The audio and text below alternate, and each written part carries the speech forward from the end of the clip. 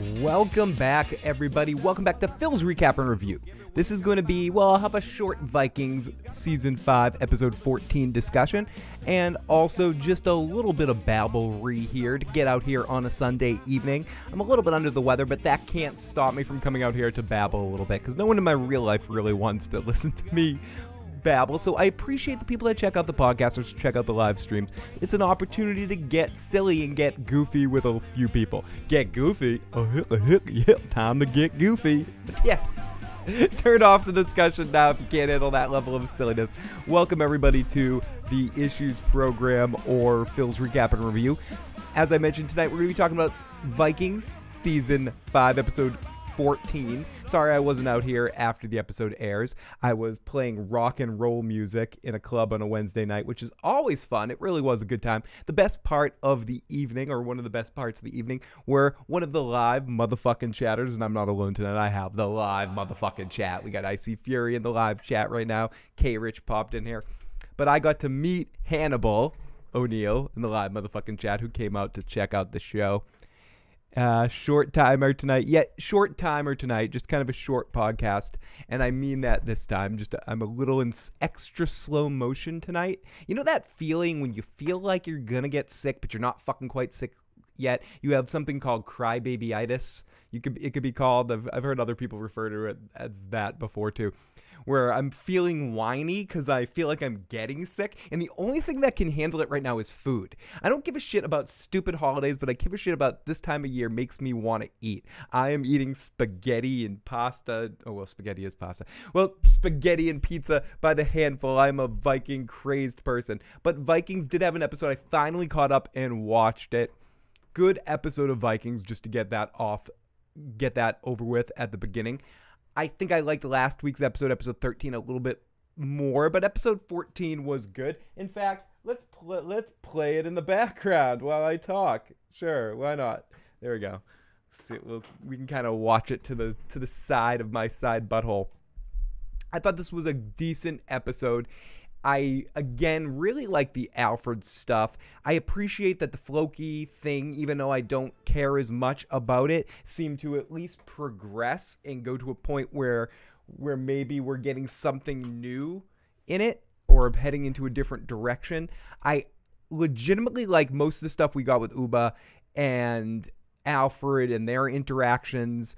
I thought that was done really well, and Uba does a good job of at least getting some of the mannerisms in the visual aspects of Ragnar, with just the way he's looked and the way they're stylizing him right now. He looks a lot like a certain era of Ragnar on the show, and I appreciate that, and he's kind of feeding into it. And I enjoy his performance. I enjoy his interaction with the actor that plays Alfred, and I think he's one of the best things. The brother stuff, and the brother, well, will I betray my brother or will I not betray my brother? Whatever. I could give or take on some of that, but I still think it's done reasonably well, and I think everything in the Wessex situation is good. I also like that Uba challenged Magnus and didn't just kind of take it, unlike Bjorn, who's looking for something right now. And Bjorn a very, very interesting character right now in the show. He's not really serving much purpose other than being a descending force. I do like how it is causing some opposition or building some tension, but I don't find it isn't one of my favorite things going on in the show right now. There's a lot of other things that I enjoy a little bit more.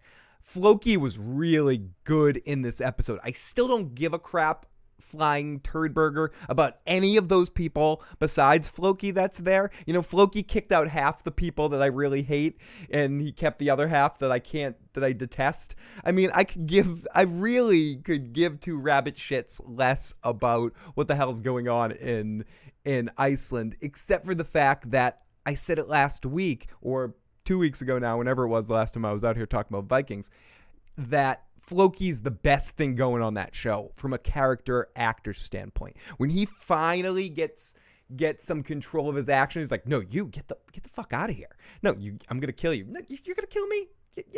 No, you're not. I'm fucking Floki. You couldn't kill me if you tried. Go ahead. You feel it? You feel it? Phil, you kill me. You kill me. You make me strong. You strike me down, Anakin. I will become stronger than you ever possibly imagine. Let's go. We got in the live motherfucking chat. Alfred did get a little finger makeover. I haven't got to him, Brian, but it's coming up here. I'm gonna mention him in a second. I'm saving him for last. Oh my goodness. Happy holidays to Phil in the live motherfucking chat from Broke. Great to see Broke in the live chat. Thank you for popping on in, even if you can't stay. It's a busy time of year. Like, I'm basically taking time out of my eating schedule right now. What I should be doing is upstairs shoving more chocolate treats inside my gourd so I can get the most high glucose time of the year. So Iceland is still a plot hole for now. I'm hoping that at least what's going on right now progresses it a little bit and I can see end in sight, or at least something slightly more interesting in sight. But I mean, you can see out of my back left shoulder there, you can see Ivar doing his thing, and I'm gonna do a recap on this episode in a second. I can't play the recap song because I'm having some real technical difficulties. Not the fun kind of technical difficulties, but the fucking horrible kinds. Oh no. What's Chucky popping? Hey Phil, wanna play? That was a horrible Chucky, dude. That was a horrible Chucky. Now he's Macho Alfred. They made Boneless look like an evil cloud, says Brian Dodd. He's not. He doesn't have any trouble making himself a cloud. Wessex is fun. Also, turn the TV off in the background before YouTube gives an excuse to block your shit. I'm testing tonight, Broke. This is a test of the will this get flagged situation, and I guess I'm calling it out, and hopefully the audio isn't destroyed on this either for a podcast, but it's at least being recorded for a podcast too. So, yes, the television, somewhat subverted from the wheel, is going to stay for now to see how we're gonna do Sopranos things and other stuff in the background. Because if this ends up being okay, at least as long as I'm babbling, this could open up some possibilities. So let's try. Okay, tell Floki there's a job opening in Kattegat. They need a new seer. I need a posting on Vikings Indeed. Vindeed? That sounds like something from Vin Diesel. Vindeed.com. I definitely think so. Will anyone replace the seer? We've often talked that maybe Floki would replace the seer at some points. I guess this opens up the possibilities for it. I don't know about anyone else. This was one of my least favorite episodes of The Seer. I appreciate what happened with his storyline. I like what he said to Hitzak, and I like how he challenged Ivar, and Ivar ultimately throwing a tantrum and fucking killing him. I appreciate all of that, and I enjoyed all of that on some level. But there was something about his line reads in this episode that were a little too clear. I don't know. What, Morgan? Is Morgan here? Clear. I can't quite put my finger on it. I wish I had my whole audio recording of the dialogue set up. I gotta figure out how to do that in my new workflow. My new workflow, I tried to say. Excuse me tonight. But the way he said his audio was a little announced, a little extra cheesy at times too. Maybe it's because he was coughing all the time. It made me very uncomfortable. I can't quite lie about that.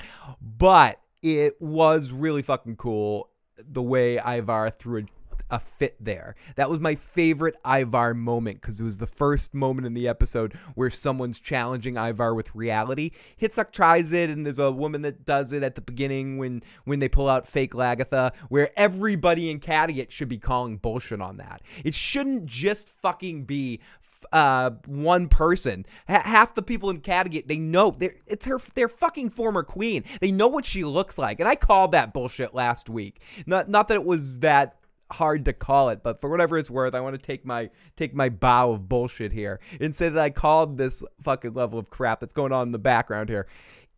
It sucks. I enjoy what the seer said to Ivar, and we'll get to that in a little bit later, but there was something about some of the Ivars, again, forgive me this evening, some of the seer's line deliveries that was a little bit off to me in this episode, but maybe it was just me. Hirst has said that the Iceland storyline will have a huge payoff, says Omar. I hope so, and I can see it heading into a good direction after this episode. I'll be honest. I've been feeling nowheresville for the most part of that story, not giving two crap holes of it. I still don't, but I could see it heading somewhere fun, at least after this episode. My problem with it, and that's past Phil's problem. I should worry about the fucking future now, because in the past with dealing with that, my problem has been that I feel like if this was the point that we were going to get with the two groups and Floki eventually casting one of them out, this could have been done like 5 or 6 Iceland appearances ago, because they keep rinse and repeating this, and at least this was a progression in it. I still don't give a shit about it, but I could see where it could head into a somewhat positive direction, and I'm willing... Yeah, who the fuck am I? Who cares if I'm... Listen, I'm willing to deal with it right now and see where it's going. I'm open to possibilities. What? I'm such an asshole. Let's continue. Wow, the sacrifice from some fake chick we never saw before. Fake Lagatha. Yup, exactly, Bernie. I just did know that the boneless could go... Yeah, I didn't know he could go that low. And the seer calls him out on it, where he basically says, you've been poisoned by a snake and you don't even know it. You're stupid, blah, blah, blah. And I appreciate, again, I'm appreciating a lot tonight. I enjoy and I appreciate them showing that Ivar is, that not everyone is thinking, that smelling Ivar's bullshit. I like how we saw that someone's trying to do an uprising on him. I like how we saw Hitzak's not having any of this crap, and that the seer called him out on it because he doesn't care about his life because he knew he was going to die soon anyway, or he assumed he was going to die soon anyway, at least from natural causes or from some Viking boy with throwing a tantrum. So either way, but the problem with Ivar, I'm finding, at least it's becoming a single note of some of his attitude and some of his direction of where the character is going. I definitely enjoy him more than some. I had a brief conversation with Joe the other day when he came by. He's still not caught up, but he's dreading catching up. No dirty dreadlock pun intended there, because he was saying that, and we were discussing the comparisons between the character of Ivar and Negan. And when Ivar is on the show, what it does to Vikings, could it be something similar to what Negan does? I don't know I'd go that far. I personally enjoy a lot of Ivar's over-the-topness, but this particular turn is a little too much. The Ivar I'm a god thing. I appreciate it. It's really cool. If it was done well, I think I would have liked it. But the way they're doing it, with him just being convinced with Freyas or whatever his girl's name is, something's not connecting with me on it. And I've said this before. I hope Ivar's in on it. He's got to confide in someone to me at some point this season for me to completely buy this performance that I know I'm not a god. I know she's lying to me, but what do you expect? I will kill her when the child is born, and then I will lie to everyone and raise the child as my own. What the fuck? Hitzak, I'm not an idiot. I'm not stupid. I'm playing this up. More power to our family. We have a god in our family, so why not take it over? Fuck off. Fuck off, motherfuckers. You know, if he pulls some shit like that at some point in time, then I'm all for it, okay? It shows that he's conniving, that he can play stupid when he needs to play stupid or play ignorant. But seeing him throw a tantrum tonight, I mean, it could play into it another way where he doesn't want to see her breathing that crap into it because it doesn't fit into his scenario. I hope at some point we get Ivar letting us in that he's in on the plan. I think it would make a big fucking difference with him. For me anyways, from the overall performance. Because if he's just pure ego like this and it kind of gets pushed through and he ends up getting betrayed, it's just not fun to watch for me. Anyways, Derek, hey Phil, can't wait for Game of Thrones. I personally gave up on Vikings after Floki left. It got so stale compared to Game of Thrones. You disagree? Siege only good so long, the plot was so worse. I'm definitely not feeling Vikings as much as when Ragnar left the show. It's hard to match that, but it's hard. A show faces a difficult thing when their lead actor leaves, and you have to replace that kind of energy. And Ragnar needed to die on the show to have his sons go on. Ivar needed to be a home run character for the show to be carried through to this point. For you to be completely feeling Vikings right now and forgive some of the mistakes, some of the rough stuff around the edges. A couple things. One, as I've said many times, the cinematography and all the siege shit and all that stuff's really awesome. It gets filmed well. The production staff on the show keeps getting better and better and better.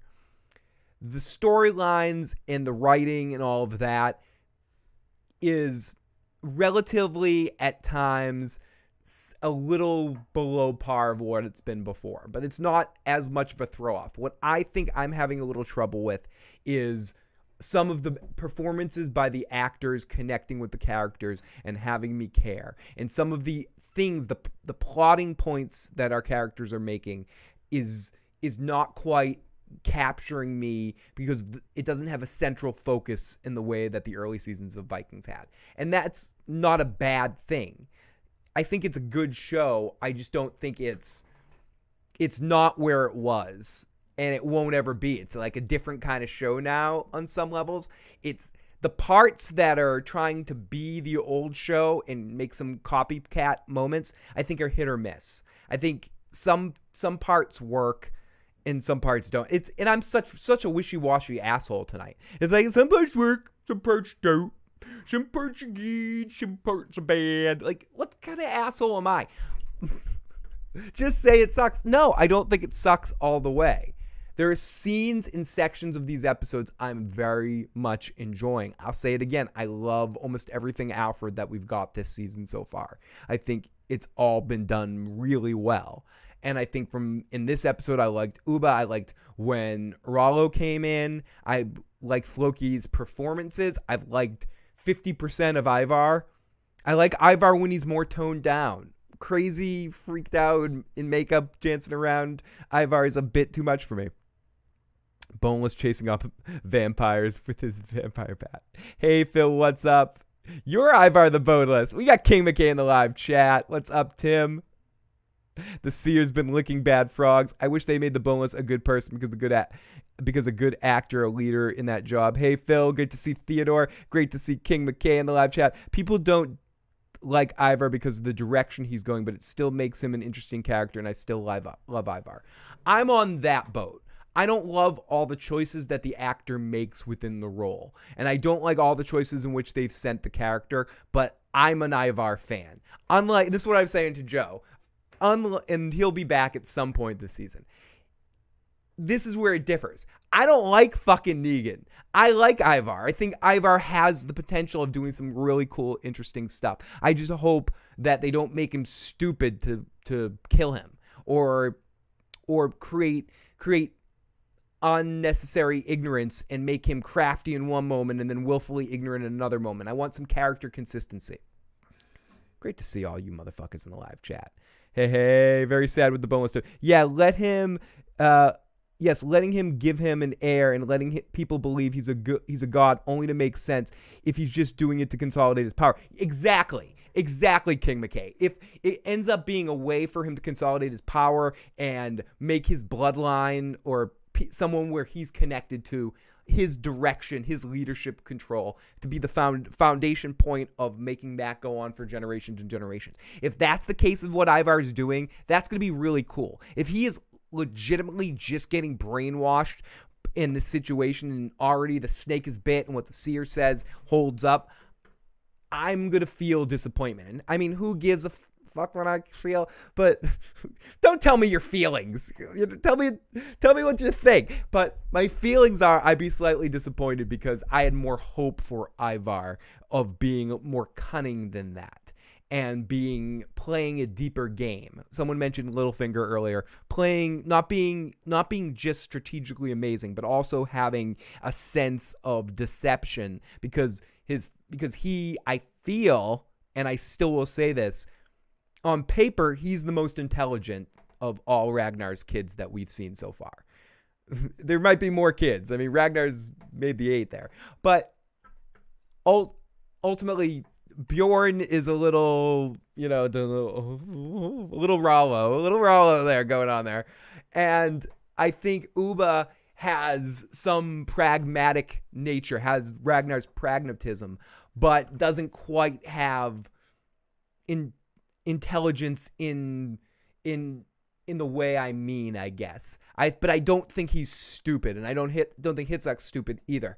I just think Ivar, in inception of the character, has a sense of an intellectual element to him that his brothers don't. And to see that kind of get taken away to a certain extent, I hope that's not the case. That's all I'll say. Let's continue in the live chat. Ivar is a bad Ramsey. Bolton ripoff, says Callie Callie. This show is badly written and Hirst is sexist as hell, says Callie Callie. All aboard the hoe train. Ivar clam chowder famous, I'm disappointed that Ivar became cartoonish. Hello, Callie Callie. And Uba really doesn't really have the war intelligence. Excellently said. Oh, we got Jon Snow in the live chat. I love my buddy Jon Snow. Great to have you. Yeah, Uba doesn't have that. He's got Ragnar's farming or connecting with people in cultures and wanting to embrace it and spread the word kind of vibe to him. Or whatever it is. A sense of humanism or something. Or I think he's taking a lot of great care in his connection with taking Alfred under his wing and connecting with him on some level from just a cultural connective tissue point. And definitely, if you haven't already, check out King McCade's review of this episode. He gets into really cool details and about that relationship between and the parallels in the relationship of how they flip around. I thought King McCade made an excellent point this week, and I'm going to actively steal it. That I like how in this episode we see that when we're in the council room or when we're in Wessex and Alfred's sitting there in the chair, in the captain's chair, he's in control of the situation in that relationship. But then then they show that parallel of them out on the battlefield where Uba's teaching him to fight and lead on some level, even though he's probably the wrong brother to teach him that. He needs a session with Bjorn. But to really learn that information, to really learn how to be a warrior on some level. But anyways, I think Uba is a good teacher anyways. But it flips around and it turns to, it's similar on some level, but not the same thing as when Jamie and Bronn, and when Jamie's in some scenarios, Bronn is his subordinate, definitely. But when they're out there training, Bronn is training him. And I love relationships like that, depending on scenarios that flip around. It's very, very akin to real life. When you get in certain situations where some people are very meek, but you put them in that expert situation and then they take control of it. It's a cool thing. I think Uba got Ragnar's curiosity. Excellent. That's awesome, King McCaig. Well said. I think that's a better way of saying it, more succinct, that he has that curiosity about human nature and about culture that Ragnar had. And I hope and I think they're going to explore that more. This is where I'm halfway where something like where Callie's like, this show's shit, but there's some aspects of it that I'm with you that don't always work. But I generally, again, have thought that the Alfred and Uba stuff has been done to a good extent this season. And I don't know if it's a little bit of the cracker thing, the Eddie Murphy cracker joke thing, where I've been hungry for good storyline and I get a little bit of it, so I'm like, oh, this is really good. Yum. This is delicious. And the Ivar stuff makes me laugh. The worst stuff on this show right now, I hate to say, is anytime the Bishop and Lagertha get together. Besides the Iceland stuff, because that's not even on the show. I'm not talking about that. But one of you motherfucking chatters or you commenters, you did it to me. Someone said something, or someone said something in the comment section that was, I dare you to try not to think of like Batman's voice every time the Bishop talks, or to Lagertha, or not to like think about growling. Listen, Lagertha, love you, and no one is going to stop. He's mugging to the camera, and I think their love affair feels a little forced and stuff. And I feel like her character being alive and in there doesn't serve much of a role. I haven't talked about King Finehair quite yet, and I enjoy his scenes and his dynamic with his little group that's forming, his little tripod there with his new girl and his new number one, his new Smithy or something. I'm Batman. Yeah. Listen, Lagatha, I'm Batman. Listen, Lagatha, I got something to tell you. Listen, I'm done here. I'm done talking. Listen, Lagatha, I'm Bishop Batman. I'm telling you, you and me, we're in love, and there's nothing you can do about it. I'm Robin of Locksley, bitches. There's nothing you can do about it. Sorry, that was a lot to go for a joke there. So did I quickly slip on the Batman PJs? I was gonna run and grab my mask up there. Oh my goodness. Hitzak is probably progresses now that he has a new girlfriend, Chitsark. They're definitely taking liberties with Ivar's storyline. Alfred's the best actor in the character right now. Is Lagatha still cosplaying as Dany?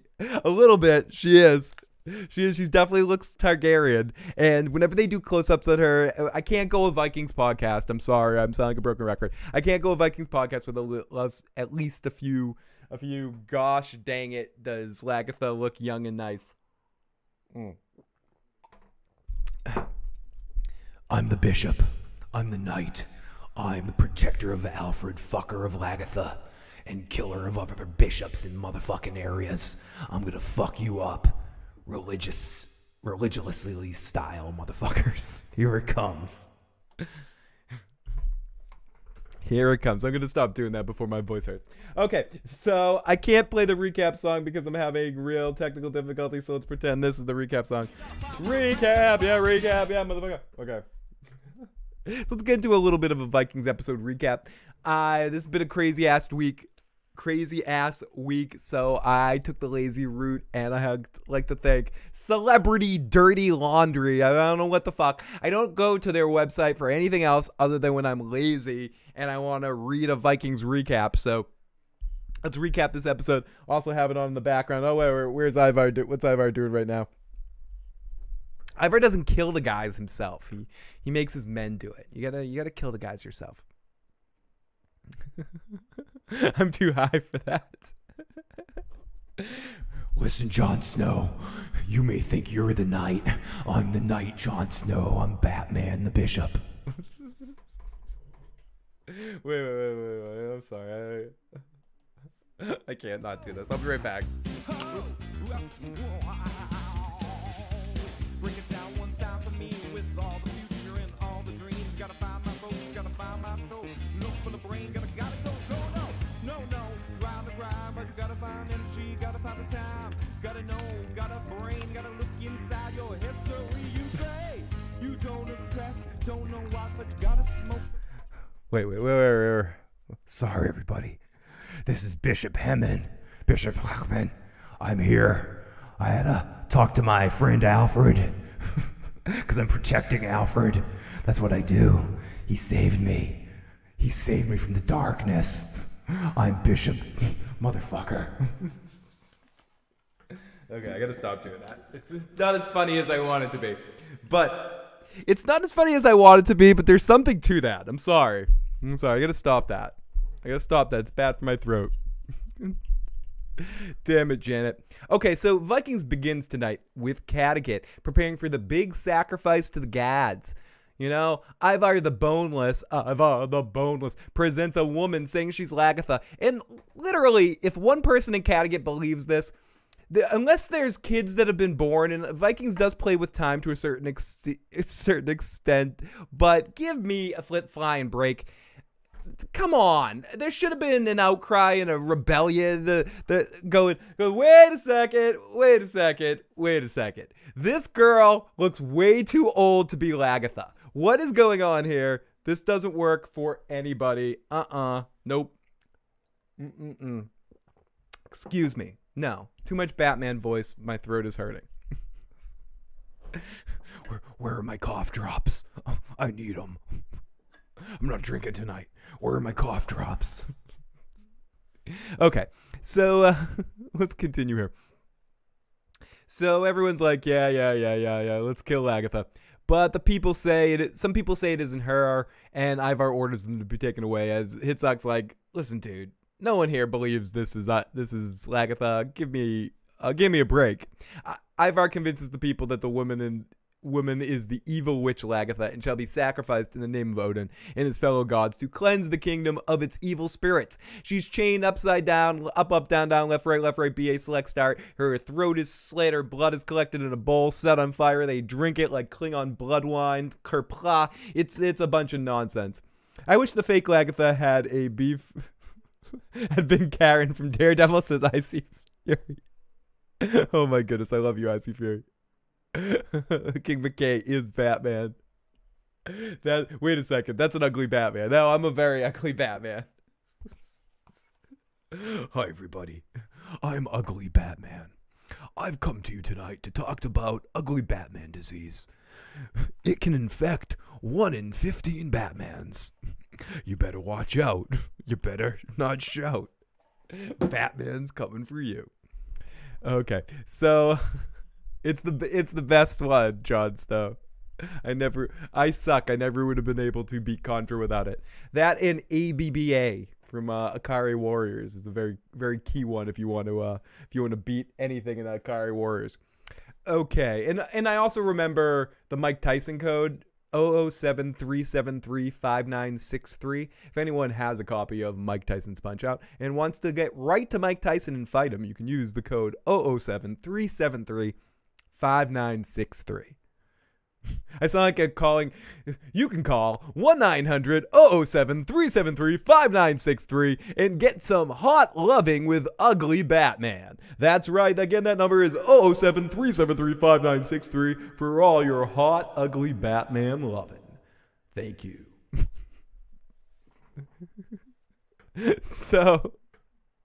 Okay. So we go back to the Great Hall, and Ivar presents the blood to everyone as they drink it like Klingons. But Hitzok, he doesn't want to drink any of this shitty blood. He's like, I don't know who the fuck you killed, but, Lagatha's not dead, dude, and you're no god. And somewhere Bill Murray pops up, or is it Bill Murray that says it, or is it Winston that says it? Ray, when someone asks if you're God, you say yes. When someone says I'm a god to them, you go, yeah, sure, dude, you're God. Yeah, you dude, you're God. Fuck all, dude, you're God. But no, Hitzok's not playing that game. He's like, nah, no one believes you. You're stupid. You're dumb. I'm the only smart one in this room. Why is everyone around me idiots? He turns into Rick Moranis in Spaceballs. He's like, why am I surrounded by assholes? Fake Lagatha made boneless dumb bro. I don't like Ivar no more in this show. Hella fucking fake, says Brian. And I definitely feel Brian. Brian's gonna love Brian. Try to tune in this Wednesday, hopefully. Joe will be back with us and caught up by that point. Joe is ready to go in some major Joe rants about Ivar. I had to hear it. I had to hear it the other day in my living room. So I can't wait to get Joe on the Vikings podcast. So to get that descending standpoint, because I don't think he is.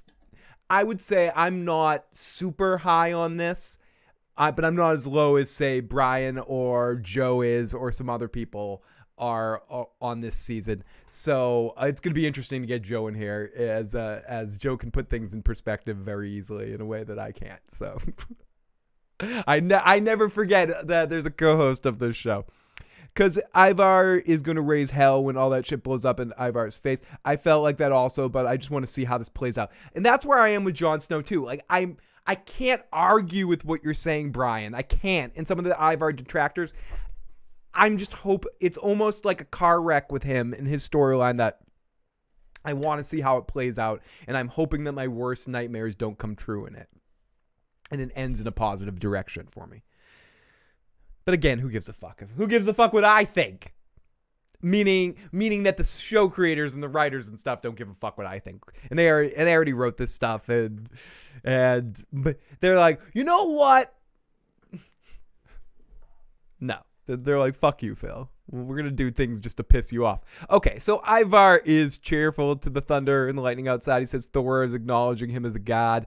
And Hitzak goes outside where Thora suggests they leave, which is his new girl's name, according to these notes. But Hitzak, he jumped ship on his brother Uba, and he doesn't understand why, but he will someday. Well, okay, so yeah. Then we go to Iceland, where group number 1 reassures that they've been looking everywhere for the pregnant daughter, and they try to stop him. Back on Survivor. One of the people comes forward saying she didn't want to bring a child into this terrible world and is going to make sure it didn't happen. Floki comes out, sits alone in the rain but the fire, but when Thorin tells him Thor wanted to see him at the waterfall, she reveals that somebody was there and told him that the child hitting over the head with a stone, revealing to her where the body was. Floki gets her to the point where the trench is, but he opens his eyes, and again, that dude is gone. So then we go over to King Finehair's storyline, who goes with his men towards Wessex, learning that Lagertha, Uba, and Bjorn are possibly there. He believes they have ancient reasons to be there and has unfinished business with Lagertha as she killed his wife and child. He believes that the gods never intended for him to be happy and married, but some shield maiden's like, dude, I'm totally feeling you. You know what? You and me are going to Viking Bone Town pretty soon. And he smirks at the comment. It's like, I'm lucky in love, but the girls love the fine hair. So like I said, I generally like where his storyline is going. I think his scenes are other ones that at least give me that Viking feel of the show. And I think he establishes gravitas from a character standpoint.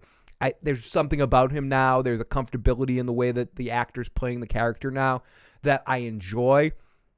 It was a little not convenient, or things fell into place with him very conveniently, and it's a little bit of that. Like, okay, yeah, you're up, coming into the spot. Hey, there's a Batman mask here. Hey, I'm a superhero now. Whatever. But I like the actor's performance. I like his little 1-2 chemistry with his quick friend that he got last week. His little Smitty, his little Smithers dude, whatever, his number 2. I'm enjoying that back and forth, and the Shield Maid vibe 2 makes 3. And I don't know. I didn't hate these scenes with them, and I like where it's going with a battle where it's leading to the clash between our Vikings and him again, or maybe some will go on his side. I very much doubt that. I think all of our people that are with Alfred now stay with Alfred. Is there a pair of black lace panties hanging from my ceiling?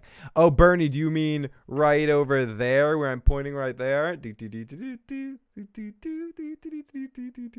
Actually, it's hard to see it, but that is...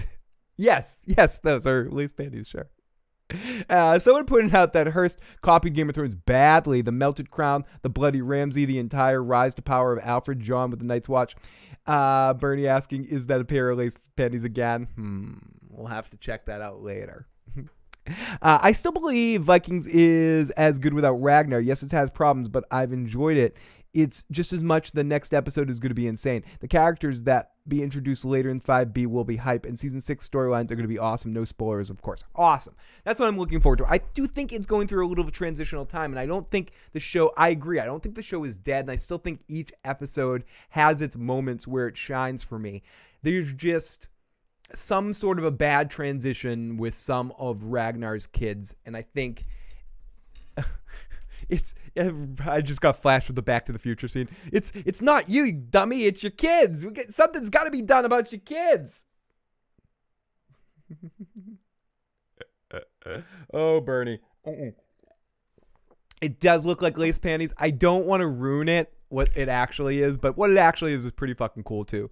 One of our amazing patrons, Nancy T, who I was lucky enough to get to meet at the Con of Thrones this past year, gave a bandana to Lotus to wear, a Game of Thrones bandana. So that's what that is. You can't really see it from there. I need to spread it out on the wall to show what it is, but I didn't have any nails to hang it up or a staple gun to hang it up. So I have it just wrapped around a pipe there. I should have let you believe it was panties for longer. It would have been cooler if I just had the pair of black panties hanging from my ceiling. Yeah, of course. It's It's a fan. It's something that one of my fans sent me. Yeah, Nancy T. Yeah, gave them to me. Yeah, that's right. Sorry, Nancy T. But yes, that's what it actually is. And it's just building slow. I'm excited to see Omar. I definitely no spoilers, but I am excited to see where the show goes, because I think where it's going to go with Alfred, I think where the potential of some new interesting characters in the Viking storyline being progressed, I think there could be some cool stuff to come. I just think there's some... Ivar is tough for some people, and some of the writing this season hasn't been quite on point in every episode, especially with some of the conveniences that are happening to create the parallels that don't make sense. I think some of the parallels that we're getting from some of Ivar's stuff and some of the other Ragnar's kids and stuff that Ragnar's done is done well and smoothly. Like King McKay was pointing out, I think the relationship between Ubba and Alfred parallels Athelstan and Ragnar pretty well. And I don't think it's forced too much. I think it works. I mean, someone could say, Phil, that's fucking... But no, I think it's done reasonably well. But some of the other parallels that pop up where... I can't even point it out right now without really digging in, I think are done a little bit more clumsy, where they just set up, oh, see, this is like this again. With Bjorn having sex with Alfred's wife and setting up another more of Ragnar's kids in future moments and stuff like, I don't know. I don't know if that's liberties. I don't know if that leads to something that historical there. But to me, that was more like an example of trying to repeat something again that would happen later. And maybe Alfred's kid won't be his own kid, and repeat some of that. That was a little bit more clunky. Let's continue here. People say this season has been slow, but I wouldn't say slow. This hasn't been any battles yet, but the story has developed well, and I've enjoyed all of 5B. Next episode is the massive battle. Everyone, mail, fill your panties. We do have a P.O. Box, 236, Marblehead, Mass. We happily accept panties. You know, if you want to happily accept any kinds of gifts. I am still 100% with the show. I'm just happy we're getting more Vikings. That's all we women got going on for Vikings. I'm turning into the Bizarro Ragnar. And the battles are always good. I wouldn't say my problem with this season has been any of the slowness. I think there's just been some clunky writing here and there, stuff that doesn't necessarily carry through, and there's been some weird characterization moments that aren't quite perfect. And not that Vikings is ever or show needs to be perfect. I've been excited watching pretty much every episode and enjoyed every episode except for, what was it, episode 2? Episode 2, I think it was. So what we've had 4 so far. Okay, so I think I reasonably liked 1. I did not like 2 at all. I thought 3 was my favorite, and this episode I thought was pretty good. And I know a lot of people thought this was the best of the season, and cool. I think last episode was a little better for me, and I think I don't mind the lead up. I don't mind the what's it called? The edging us to a battle. You know, like fighting off fighting off edging. Oh yeah. I don't mind the television edging. If that's done right. The explosion, when you feel it, it's going to feel excellent. You know, you can't give too much or it hurts. And it just doesn't feel as good. Then you get the same old cracker. Television edging is good. That's going to go in the nick. Copyright. Phil the Issues Guy, 12/23/2018. But if you hear anyone else say that, not anyone's going to ever say that. Phil, no one's going to ever say that. Okay, fair enough. But I'm putting it in the next television list. But it's the writing of this season that's just not quite perfect. And there's a couple of clumsy things, and I think it's clouding some of the goodness. And I'm hoping that they figure it out. But that's what happens on a show when you have to kind of reset the deck.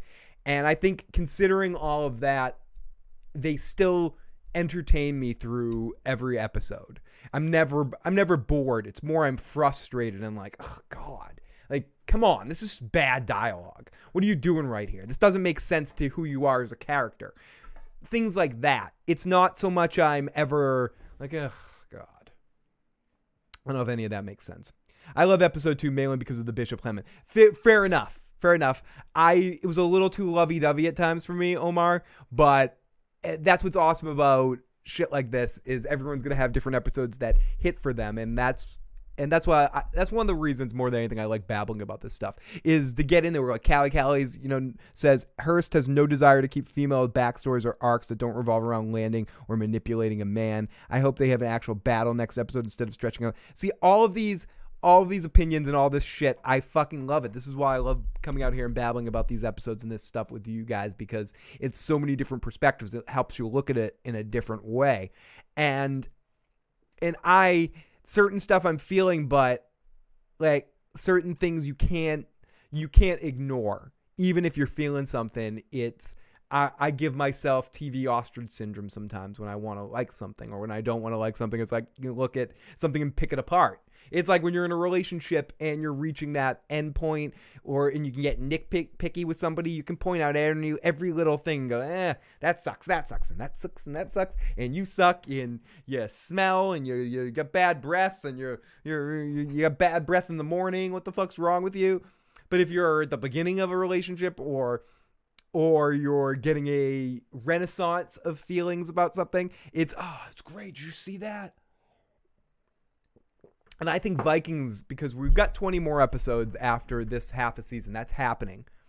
I think it's going to have a couple of renaissances here as we talk about this series. I think some of the people that aren't feeling it now are going to feel it again, and especially if you stick with it. I think it's going to go to some interesting places. At least I have hopes that it's going to.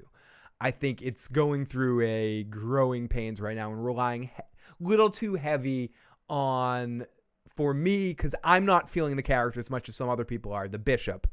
And I am feeling Ivar, and some people are not feeling Ivar, and some of the writing choices are a little cloudy this half a season. No, I would say they're better in 5B than they were in 5A. I think 5B in general so far for me has been better than 5A. I hated the last one because of Ivar. I'm very sad. Whoa, new room since Tim F. Omar says the actual battle will happen next episode, and Hirst has promised that episode 15 of season 5 is going to be insane. Oh, I can't wait. And I hope that is the episode we get Joe back next point. Yes, this is a new room. Pretty soon it's going to be multiple rooms, or not pretty soon. Long term, hopefully sometime this next year, I'm going to set this up so like in an evening like this, I could be like, okay, now let's go to the green screen room and push a button and click it and have a camera go on in the other room and then go in the green screen and take a trip through the Viking, through the scenes of the episode or something. That's it. Go to Delaware. Yay, we're in Delaware. And Callie adds, a lot of female viewers have left and jumped to The Last Kingdom because of Hirst's writing. And I would say earlier on, Lagatha was a well-written character, but at this point, even with a character like Lagatha, it's sort of, well, we don't know what to do with her. Let's make her the bishop's girlfriend. So I feel you there, Callie, and what Callie's saying.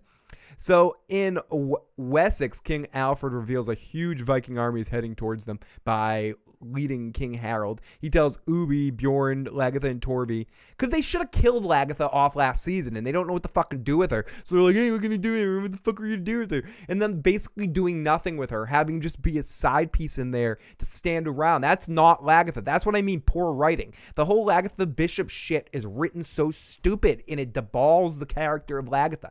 Basically what they've done is they created a character I think was one of the most ballsy, awesome, characters on television, and they've turned her into a shadow of the person that she was because they don't know what to do with her.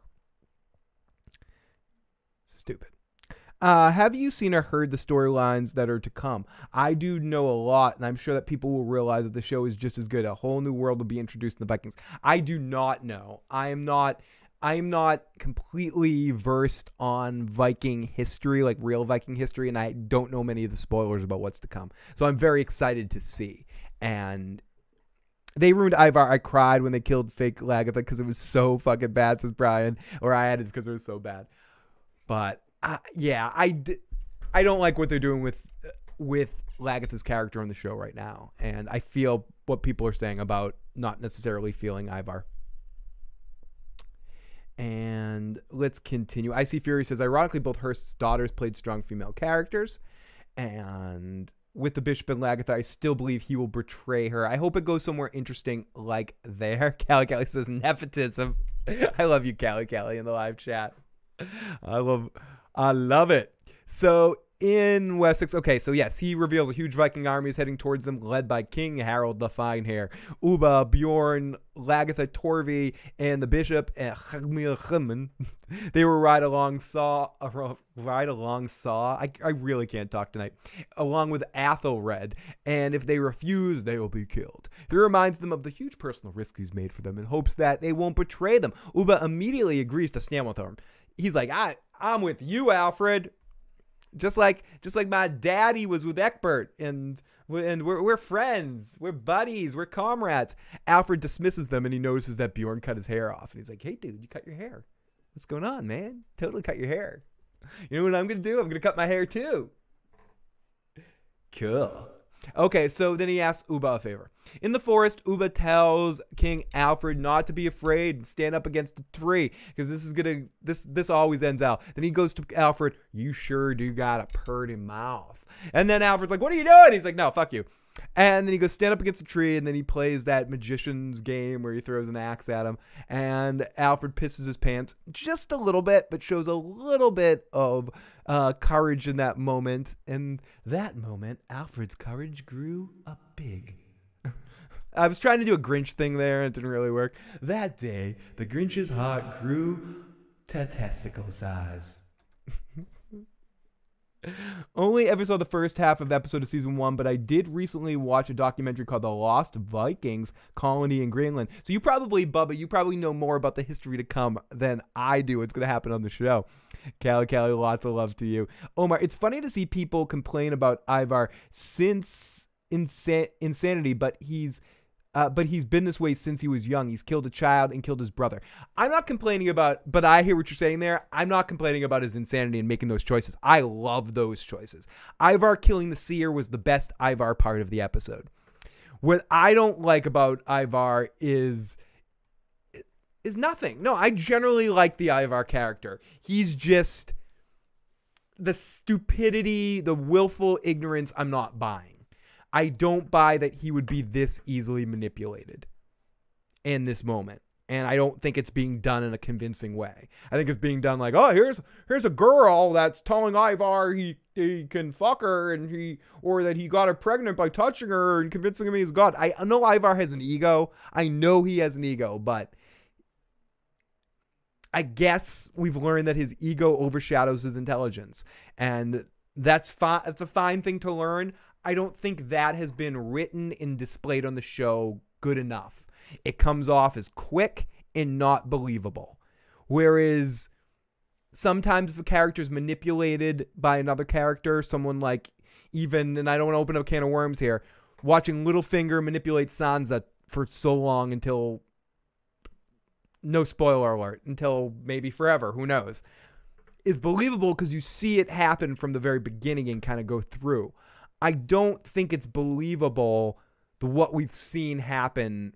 I don't think what we've seen on screen plays out into what we are being told that he's of what he believes. It's, I don't know, if to buy manipulations like that, it has to happen.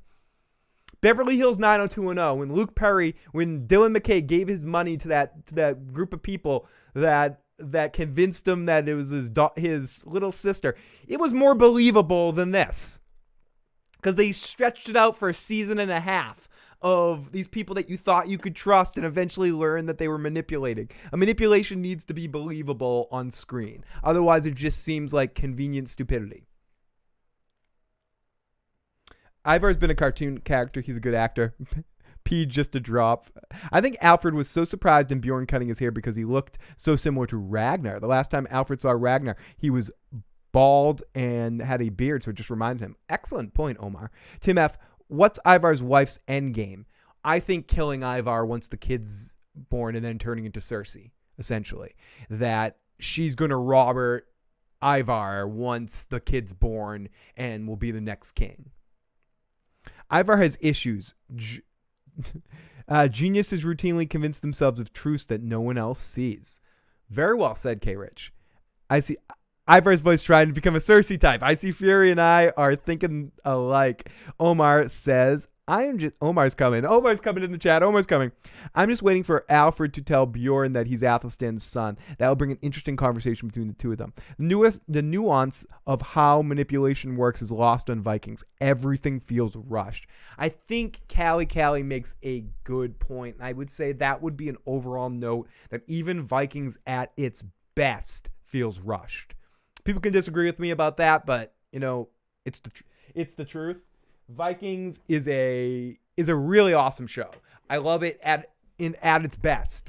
For me, the best Vikings or the best Viking seasons that we've had so far, because there might be amazing seasons to come, would be season 1 and probably season 3, 4 were my highlights, or season 3 specifically. I do like season 2, but I think season 1 and season 3 are the highlight seasons for me. And then I would go 4 and 2 are close, and then 5 would be my least favorite season, but that's not to say I haven't enjoyed it, but it would definitely be my least favorite of all the seasons. That's not to say 6 couldn't beat 2 or 4 for me, but I think 1 and 3 are my 2 favorite seasons. So I'm just but even in those seasons, things feel rushed. Very rarely does Vikings have a not relaxing in what's going on. You always feel like they could bathe in more. There's a lot of, even in the early seasons, quick time jumps. I feel like we could have done more time with young Bjorn with that timeline in the first group of seasons. It's been a while since I've seen the early seasons, but Vikings has always felt a little rushed at times to me. The people should overthrow Ivar for being a clown. Vikings is completely different from Game of Thrones. That's why Vikings is a lot more fast-paced, Omar says. Ivar is a caricature of himself. Between him and the bishop, it's a bit much. And why is Lagatha even on this show? She's just there to wear a wig and make some nonplussed faces. I tried to read that with some energy, Bernie. I tried to do some inflections where you meant them. I hope I did an all right job. So let me continue here with this recap, get through this episode. So in the forest, Ubba, and I also, King McKay was talking about that, and I agree. I very much hope that we get a conversation between Bjorn and Alfred about the Athelstan factor, about the applesauce factor. So we're in the forest. Ubi tells King Alfred not to be afraid, and he throws the axe at him. So then we get Floki bringing everyone out on the trench that they told him, and they find where the ground where the body's been buried, and they learn from Floki that Thoron told him where the body was. When he asked who did it, Floki tells him that Asaborn admitted to his guilt, but his father tells him to stay quiet. And then there's no proof, but Thorin's husband attacks him. Floki tells them they have made a decision. And so then we go over to Bjorn walking with Magnus, who says his anger is what kept him alive. He feels that he is Viking as Ragnar's son. Revenge is everything, so all he cares about. He admits that he hates Alfred, suggests that they don't need to fight on Alfred's side, as King Harold is on his way with a great army. I don't know how I feel about Magnus yet. I'm undecided on Magnus. Whether he's Ragnar's son, whether someone told him he's Ragnar's son. I love how, Lagatha was there for one great line in this episode where she says, Ragnar told me that she just pissed on Queen Crazy Pants, pissed on him. And that's what it was, not that he pissed in her. But then Magnus makes good points where he's like, yeah, but would he tell you guys? Would he tell you too? I mean, he'd probably tell Lagatha. I don't think he lies to Lagatha about girls. I don't think that's a thing. So I don't know about Magnus. I have my doubts. Is he a Fagin? Could he be? I don't know. I don't know. Could he be not the real thing? Is ultimately what I'm saying here. I don't know. I'm not sure, but I love to hear what people that are watching the live chat or anyone reading the comment section later or watching the podcast or listening to the podcast later thinks about the Magnus situation. The Magnus situation. I'm not completely believing that he's really Ragnar's kid. But whatever. I just think it's hard. It's hard in this world. Who do I think is going to win, Harold or Alfred? I think Alfred. I think Alfred needs a big win here. Let's take a look at the tail of the tape.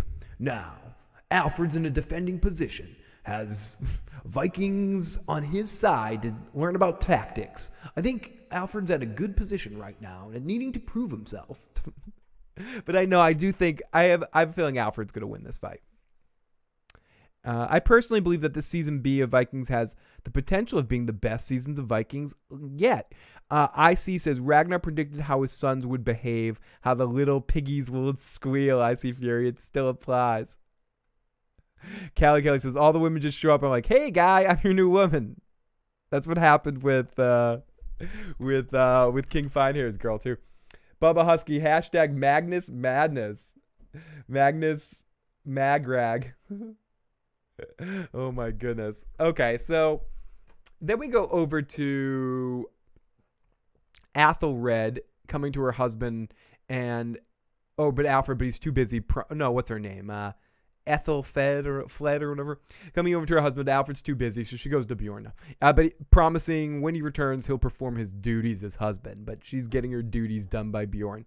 So then Alfred speaks with the bishops, who feel Alfred is a weak and feeble leader who leaves his fate in Hemin's hands.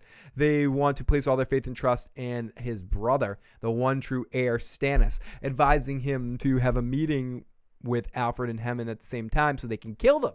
And Alfred and then Athelred will be anointed king of Wessex and the king of all kings. He agrees and calls them the council, which I thought was just going to be a setup so he'd kill them all, but it doesn't quite go in that direction. So then we get Ivar talking to Freydis about names for their son. She tells him that she believes that their son is so strong he will crawl out of her legs soon. He says if he's fully formed, I'd prefer him to be walking. Then they're interrupted when the rebels are brought forth before Ivar smacks one of them, demanding why would he want rebels, because they're privileged to be ruled by a god. He says he's a merciful god, and he tells them to cover himself in ashes and beg his forgiveness, and he will let them live. One of the dudes spits in Ivar's face, who only laughs at him, and he licks the spit up, and then he tells the men to hang them and let their bodies be shown, saying that hatred might never take the place of love. Meh. I did say duty. I don't think you should cut his hair, Alfred. I don't think it looks good. I don't remember. Did Ragnar have sex with his mom? I sort of remember pissing in the... She definitely pissed on him. And it was inconclusive whether they had sex. And it was set up there at the moment where it was at a period of time where Ragnar might not have remembered. He was really drunk one night. So who knows? Who knows? I get a not the daddy kind of feeling, but whatever. I think Crazy Pants probably just told him that.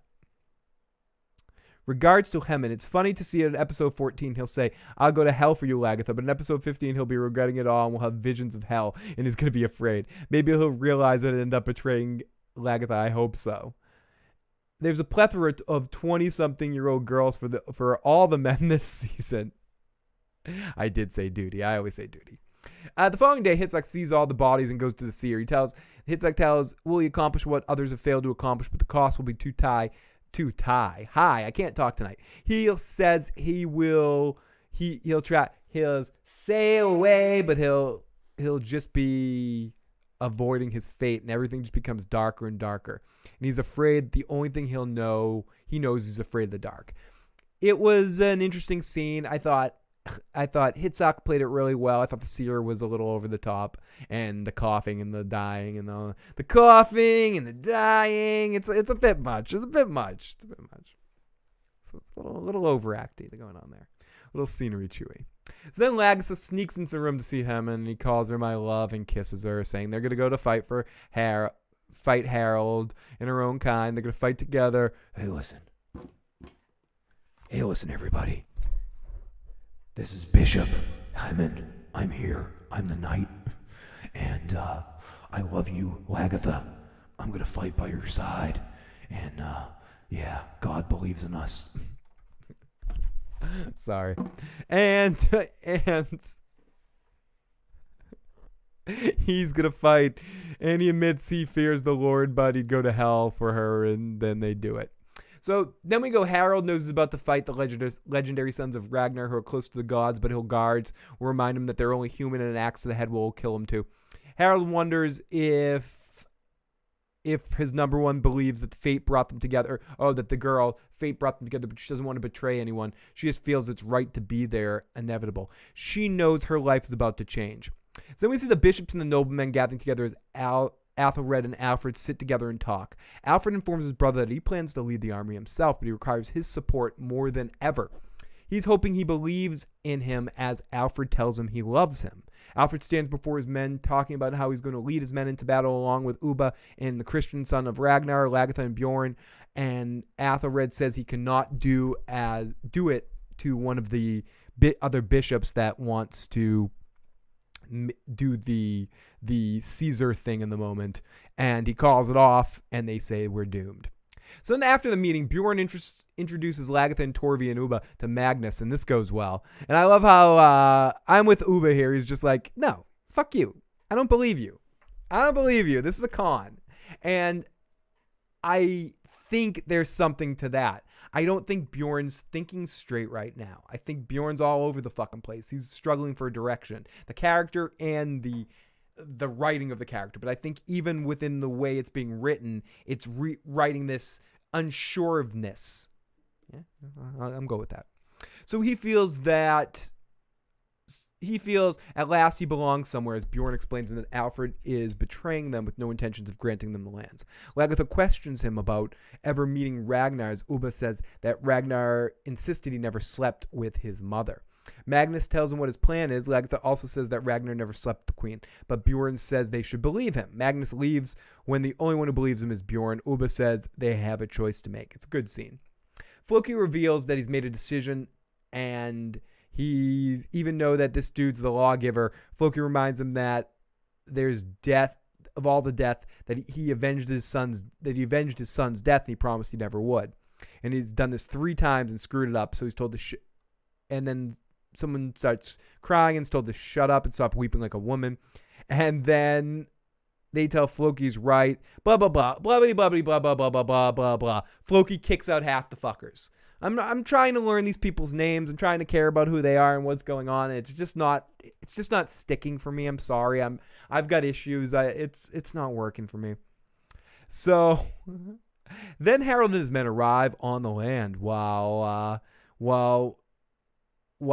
we see it counterbalancing with everybody, half the group leaving the Iceland area.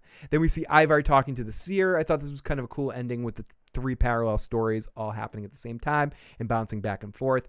Ivar talks to the seer, saying these days of rejoicing. It's days of rejoicing, and cannot deny Ivar's divinity. You can't deny it. He just goes and starts yelling at a sick man. He's like, listen, you can't deny I'm a god. I'm the best person. I'm the best shit going right here. He tells him that he should have welcomed Ivar into his house, and it's full of praise and glory. The seer refuses to tell him anything other than what he truly says. He says, tell Ivar, you are Ivar the Boneless, son of Ragnar. Ivar insists he's a god, but the seer says, yeah, we will all go into the dark. And he says, you're not a god. You've been bitten by a snake, has already sniffed your skull, and your eyes will betray him. He screams out about the horror as he sees a terrible vision of horrible things to come, right as Ivar takes an axe to his head and kills him. And that's the end of our episode of Vikings, with the seer being killed.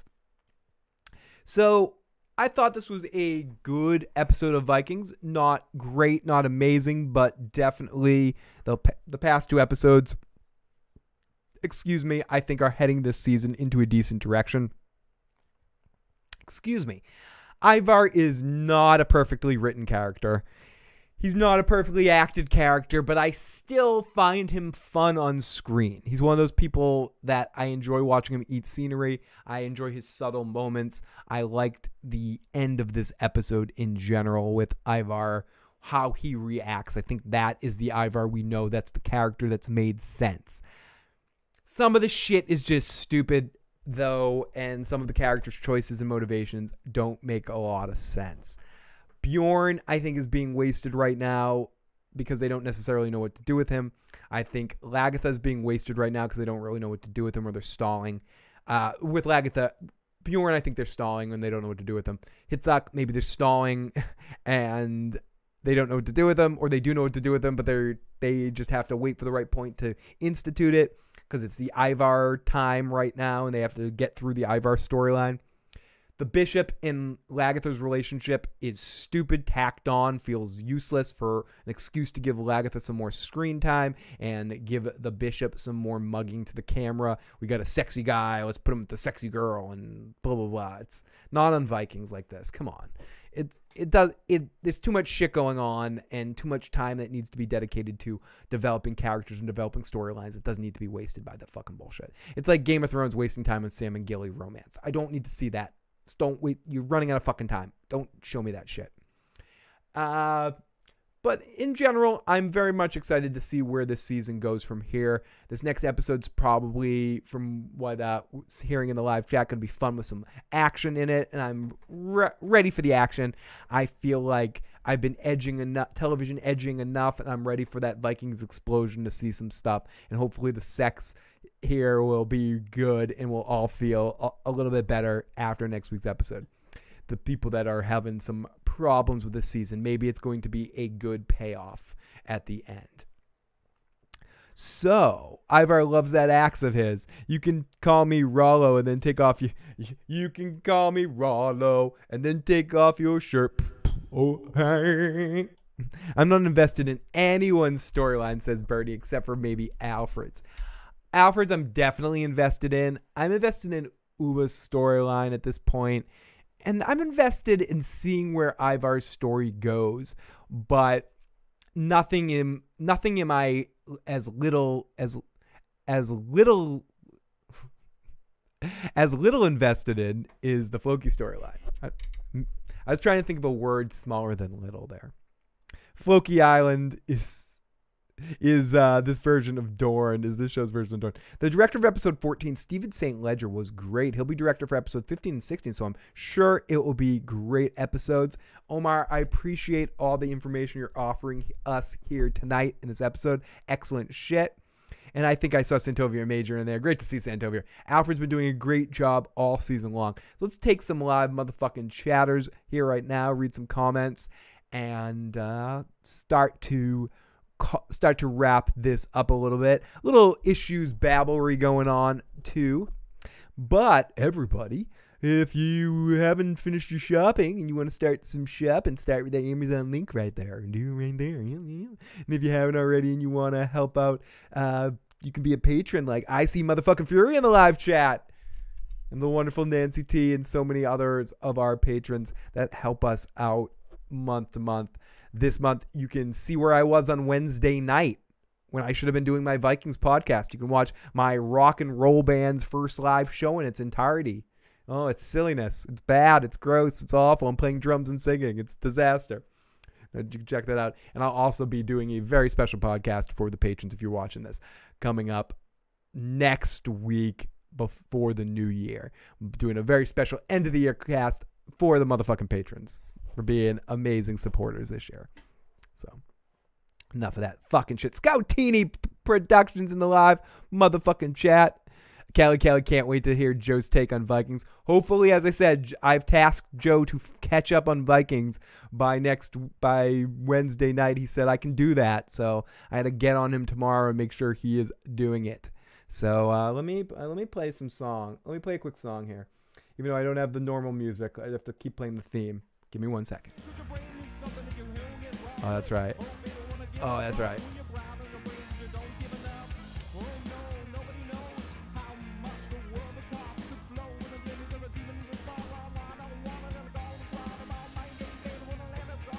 Okay, everybody. Let's take a couple more comments from the live motherfucking chat and see what people are saying about this episode. The Iceland arc is confusing to me. Greenland is a shitty place. Iceland was always pristine and beautiful. Yeah, I always thought that was funny with where in what was it? A teacher of mine used to always say that, whereas whereas they were named different things to keep people away. Iceland was named that to keep people away because it was so beautiful. The last episode of Season B is called Ragnarok. Now, that should be interesting. I met someone at a Safeway, and she said she was related to the Boneless. It was sick. Joe will not be happy with Ivar. So, yeah, let's take some bets, everybody. Will Joe be feeling the season? He has only watched... I don't think he's watched any of this season so far. Maybe I'm pretty sure he has not watched a single episode of Vikings this season. Maybe part of episode 1. But I don't even think he's watched that quite yet. So I wonder. I like Crazy Ivar in the battlefield. Can't get into this kitty cat. And that's where I am too. I like Ivar when he does crazy shit and is full blown over the top. Or I like him when he is showing his emotional unbalance. And I guess that's what's happening too. I'm talking myself into it a little bit. He's shown that he's so emotionally incapable of a relationship. If someone could bust through that, it could be done. And I would buy this storyline if the manipulation was done right. As much as I didn't love it, Ragnar getting manipulated by Yoko with the drug or whatever her character's name was. We called her Ragnar's Yoko Ono. That's why I refer to her as Yoko Ono. I forget what the character's name was. But I thought that was done better than this in a way of being manipulated, because Ragnar slowly but surely started taking the drug, and he was injured from the battle, so it made sense where he could get manipulated and wrapped up in a situation like this. With Ivar, I feel like this is happening a little bit too conveniently. Holy shit, Bernie with a super chat donation. Merry Christmas to us. Thank you so much. Let me spin the wheel for Bernie. Thank you so much, Bernie.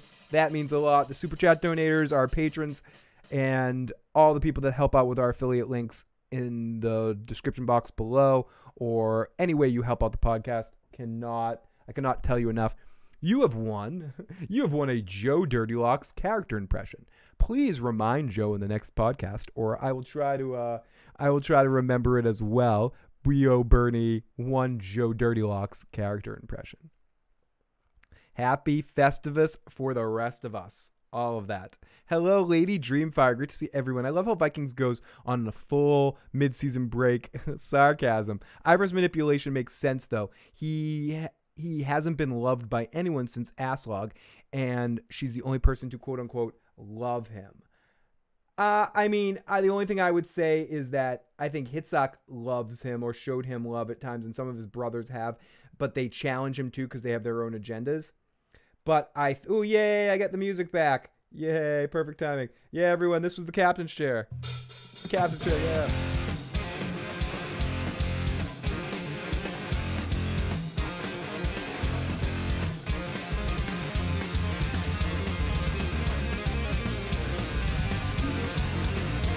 No one needs to... Ryan says, I'm sorry, I'm poor at Viking.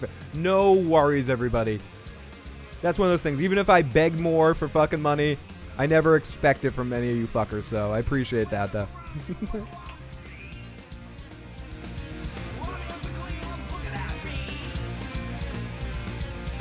I don't want to fucking guilt trip you.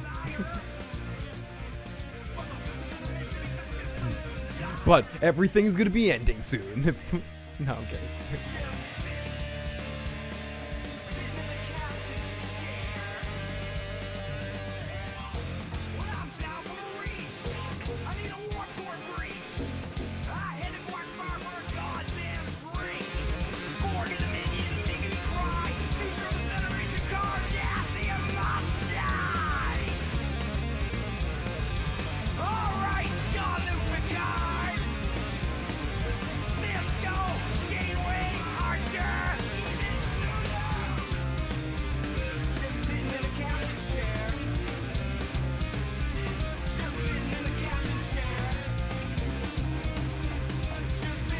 Okay, guys, everybody, let's change. The world is canceled. Yes, everyone, I will be... The Issues world is canceled. Phil, did you watch the Comic-Con trailer for Vikings Season B? Or do you not know anything that will happen in the season other than watching each episode week to week? I think I did watch it, but I didn't break it down heavy. I'm kind of holding to trying to watch each episode week to week.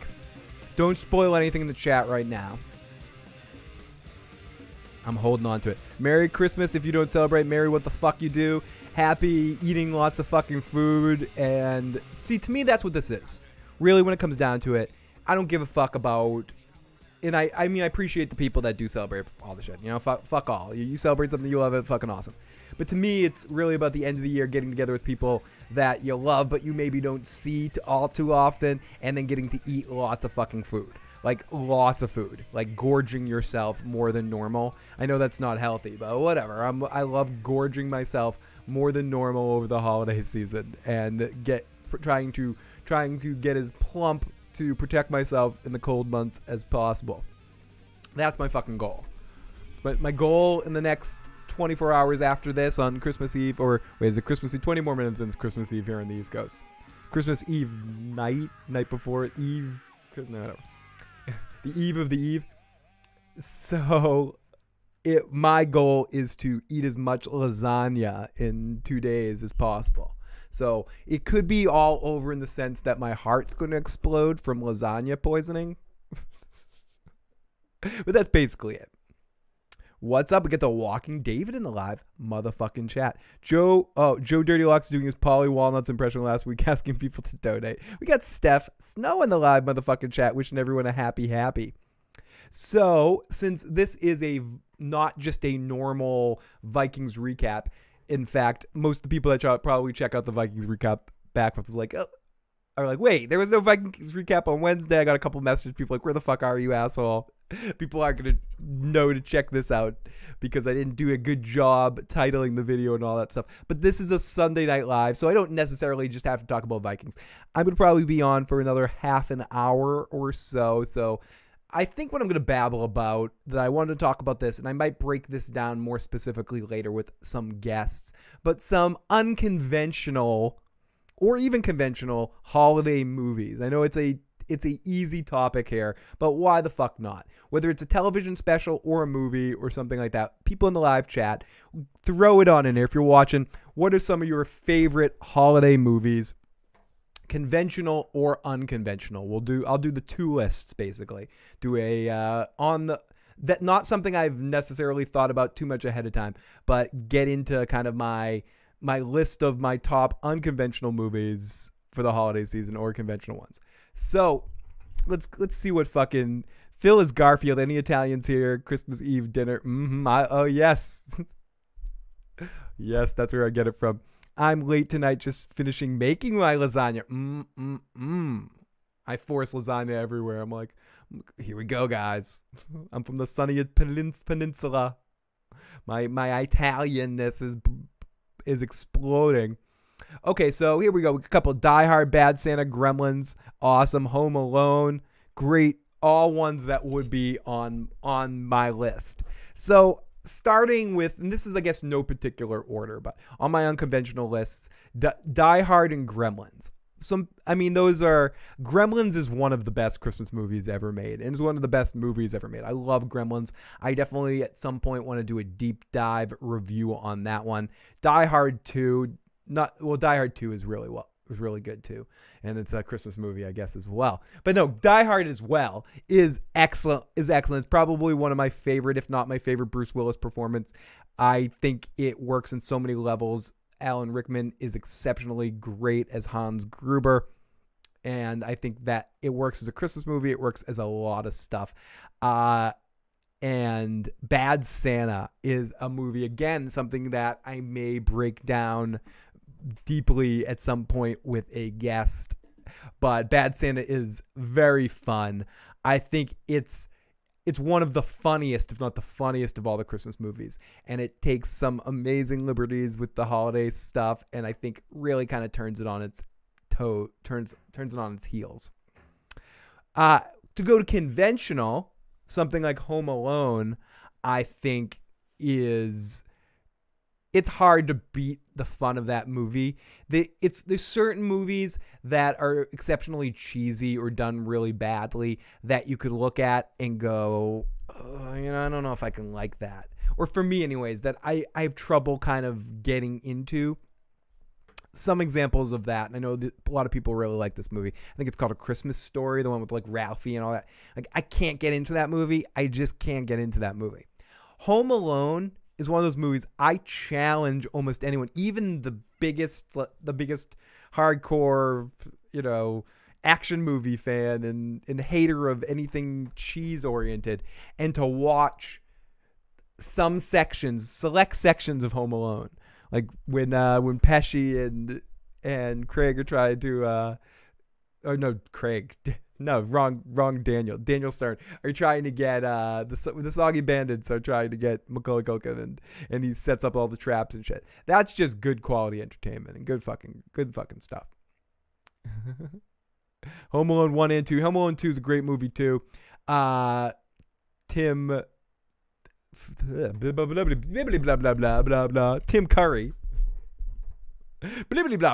blah blah blah. That's how I remember things, I guess. You should see me when I try to act and I can't think of a line. It's the sounds I make. To be or not to blah blah blah blah blah. To be. It's awful. I think Just Friends is my favorite Christmas movie. I don't know if I've seen Just Friends. The Grinch is a great one, especially the original Grinch. Never seen Gremlins. Need to check it out. Gremlins is a really fun watch. Also, Gremlins 2 is really good. Not a Christmas movie, but Gremlins 2 is a different kind of movie, but I think just as funny, or not just as fun, funnier, just as good, but in a different way. It's more of a comedy. Walking David, Christmas Vacation is maybe the best. I mean, it's hard to refute Christmas Vacation being top of the list of Christmas movies because it has everything. It has the schmaltzy Christmas aspect of it if you need that mixed in there. It's got the funny aspect of it, and it's also a really good movie, and it's really like well made and tight around the edges, where I think it's maybe, I still think I like the first Vacation movie the best. It's hard. It would be hard to beat that one. There's just a quality level of that is so good, or a edginess to that's more honest than any of the other Vacation movies when they try to put in that edginess. The second movie I think is funny, but it's a bit of a mess.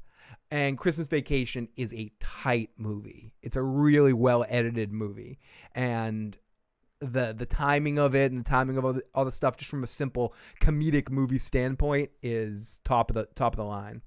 So Christmas Vacation would 100% be up there, maybe because I think it bridges both. I think it's on both lists. I think it's not just it's like not a traditional Christmas movie, but it's also it's the other one that's like that is Scrooged. I think the argument would be, what is better, Scrooged or Christmas Vacation? And I think Christmas Vacation is better, but I love Scrooged, and it's tough not to love Scrooge doing a very similar thing. Making the 7 Fishes Monday night. Oh shit. And would you prefer being at a ski lodge right now? But gotta feed my family. I love it. Really does get you in the mood. The soundtrack is the best. Nice step. I want to go to 7 Fishes dinner once. It was amazing. That's fucking delicious. Delicious. Wasn't one of the Lethal Weapon set at Christmas. The first Lethal Weapon is definitely a Christmas movie. It has a lot of Christmas stuff though. Bad Santa is really fucking good. Pig in the Poke. We got Devin in the live motherfucking shot. We saw tits in European Vacation, and we saw Beverly D'Angelo's tits. Do you know what always kind of rubbed me the wrong way about the Vacation movies? And people could say I'm fucking wrong, but I would way more rather fucking hook up with Beverly D'Angelo than Christy Brinkley. And yeah, people can tell me I'm fucking wrong. I'm sure I'll lose, the few subscribers I have saying shit like this, but young Beverly D'Angelo is way more smoking. And when you get to see all that stuff in the second Vacation movie, you're right, Devin. When we get into like seeing all the video camera and the porn, the Beverly D'Angelo porn being, it's funny. I used to be a major Mr. Skin back in the day before it was difficult. But back in the day, when it was difficult to find nudie scenes, you know, like in Tango and Cash, when they're in the parking garage, there's a moment of boob. You know, I gotta find that one moment of the boobs. Bad Santa is fucking hilarious. Tomorrow we watch Christmas Carol and It's a Wonderful Life.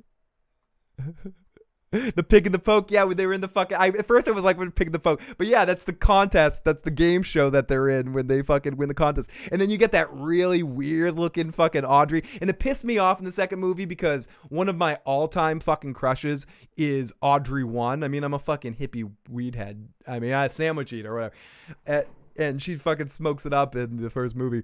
And then she ended up showing up on Beverly Hills 90210 as Brandon's girlfriend for a couple of episodes. And yeah, okay, I'll lose some more subscribers. I'm down to 2. But and she was still a fucking smoke show.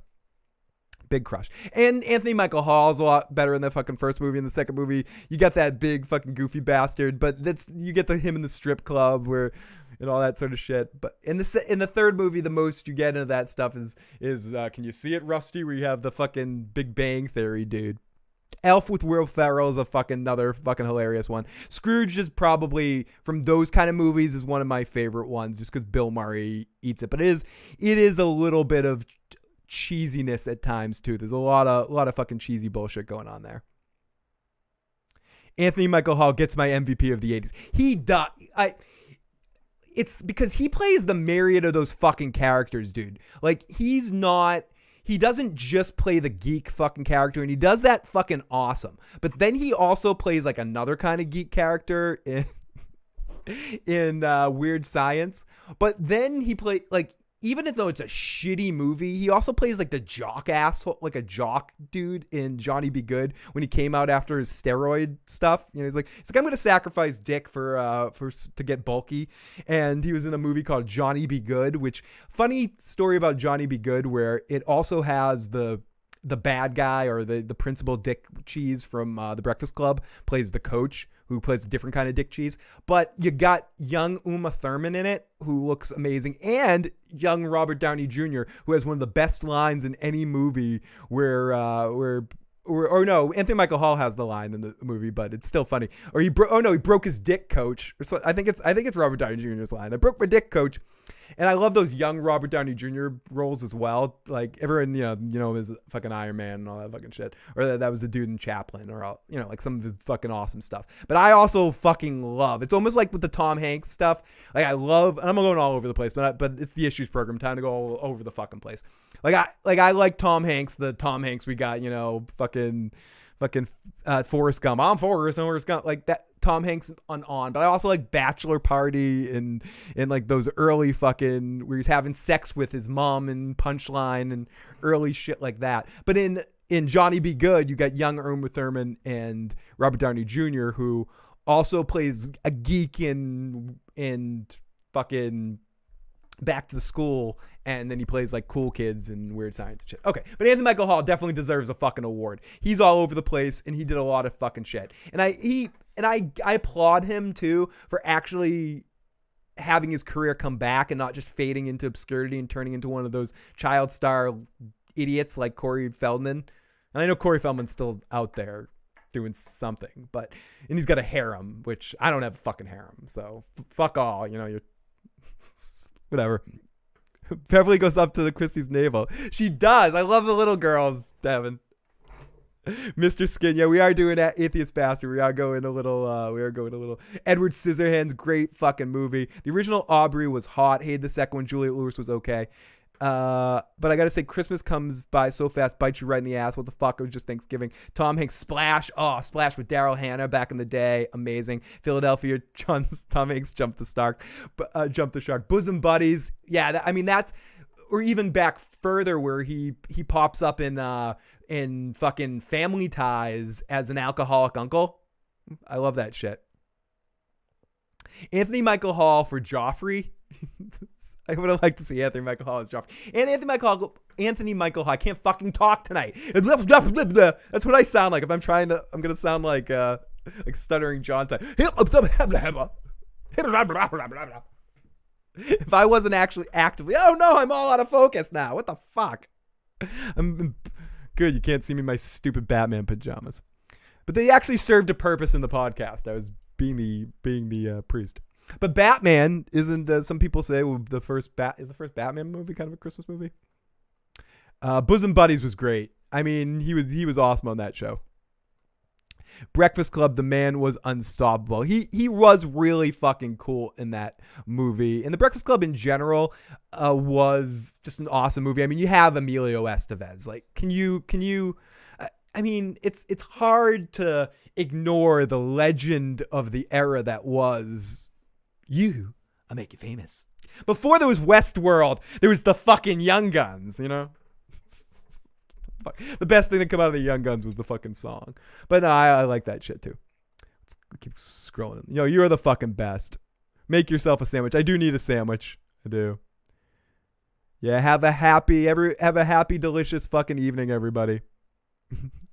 But I could see it. No, with the advertising campaign that they're doing right now, I wouldn't be surprised if they give Anthony Michael Hall a seat in the Iron Throne. You're stuttering, Stanley. I do. I have a sandwich sitting right here that needs to be ate eventually. Breakfast Club or 16 Candles? I think Breakfast Club for me. 16 Candles was pretty good. 16 Candles is the Ducky one, right?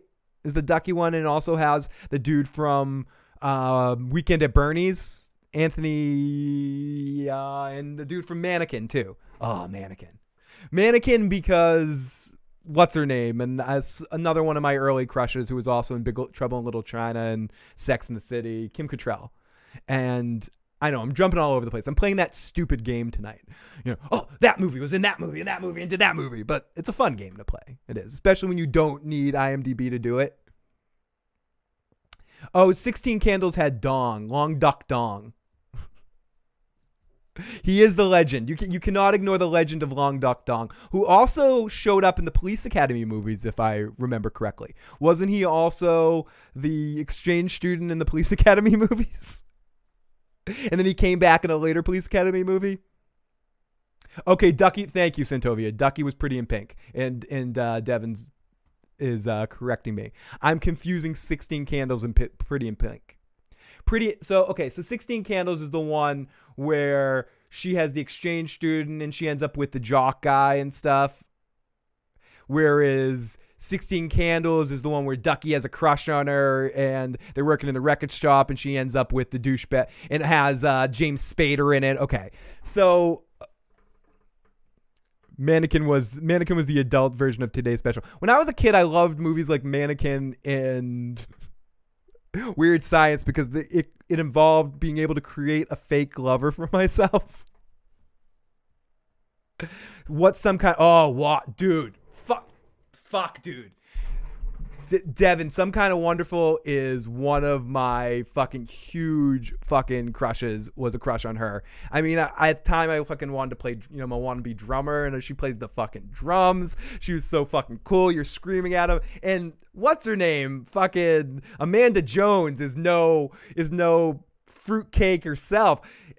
And then you got the bald dude that played Casey Jones in the Ninja Turtles movie in it too. And I saw that before. You got Taggart from Beverly Hills Cop, and you got Zuzu Pedals from Adventures of Ford Fairlane. That's a crazy highlight show of a movie. And Eric Stoltz is a really awesome actor. He's in a lot of cool shit, and I like how he chose to do his career and kind of still make his career. And for people that don't know who Eric Stoltz is, he's the heroin addict from Pulp Fiction. He's in a really awesome movie. I believe it's a French movie. I'm just going to sound like a douchebag. I believe it's a French movie called Killing Zoe or To Kill Zoe. It's a bank robbery movie with Eric Stoltz in it. And it's a very fucking good movie if people haven't seen it. Anyways, blubbity blubbity blub blub. How's the house coming along? It's still unpacking, still living out of boxes, still feeling uneasy. When you move into a new place, you don't quite, all the cracks don't quite have my crevices in it, but I'm getting there. It's I'm getting drunk here and having fun and making sure I pee on every spot, a drop of pee in every spot in the house, and soon it will smell like my place, especially down here. Now that I'm officially in the mom's basement. No more illusions. Hey, I'm serious, Icy Fury. Don't call me Shirley. Her family forgets her birthday. Her sister gets married. Okay, yeah, and she's set all alone. Now I kind of remember that. I'd say I'm not as familiar with that as I am with some of the other Molly Ringwald movies. And also in Breakfast Club, you have the magic combination of the Ali Sheedy and Molly Ringwald in the same movie at the same time, which is a tough thing to find at that time. I think you get the superstar cast going on in that movie. I would say of all those movies, Some Kind of Wonderful from a movie standpoint is one of my favorites, and Breakfast Club is probably, because it's the most relatable, especially if you got in trouble at all in high school. You're always in those situations, and every situation you're in there feels like a classic situation. I also admit, as a kid, I know it's different, but it's still included in all those movies. Ferris Bueller's Day Off was a big one for me, just because, I don't know. I can't quite explain it, but when I saw that movie, I saw it at the right time, the right moment. And it was, I want to lip sync to Twist and Shout and jump around and dance like an idiot. I'd want to skip school. And Ferris Bueller was a cool fucker. And Cameron Fry and Sloane. Jesus fucking Christ. Al, Red Sox fan, with a $20 super chat donation. Al, you're a fucking man. Thank you, buddy. I really do appreciate that. And I appreciate all you guys joining me tonight for some babblery and random talking and silliness. Huge appreciation to Devin in there, to Centovia Major, Geck, Bernie, Bubba, Atheist Bastard, all of our good friends that happen to be popping in there. Al Resnick sends Merry fucking Christmas, motherfuckers. Happy holidays, New Year, blubbity bloobity blah blah. Hap to everybody. Fucking thank you, Al, Red Sox fan. Lots of love to you. Airplane's great. I think Airplane 2 is a really good movie as well. Stoltz from Legends of Fall. Killing Zoe rules. Tim F., I'm glad that someone else remembers that movie. Really good fucking movie. And I know a lot of people, the bank robbery convention, it's just like, it's done to death, but it's done really well, and it's done in a new way there. Eric Stoltz is great. Thank you, buddy. Ferris Bueller was hilarious. That first movie was just really well done, and especially the beginning section where he's like talking to the camera and he's talking about the ways to and I mean, it gets made fun of and mocked, and it can easily get mocked later. I think everyone's mocked it in some way, but it was really fun at the time. I was a wannabe Ferris Bueller at the time. Sorry, Phil, you should do New Year's Eve for those of us who stay home. I wouldn't mind doing that. Depending on the plan, I could try to do something, but we'll see. We'll see about that. We'll see how Mom feels about that. She'll be like, Philip, you can't do that. Listen, Philip, don't make me bring out the knife again. Don't make me do it. No, Philip. Okay. Thank you.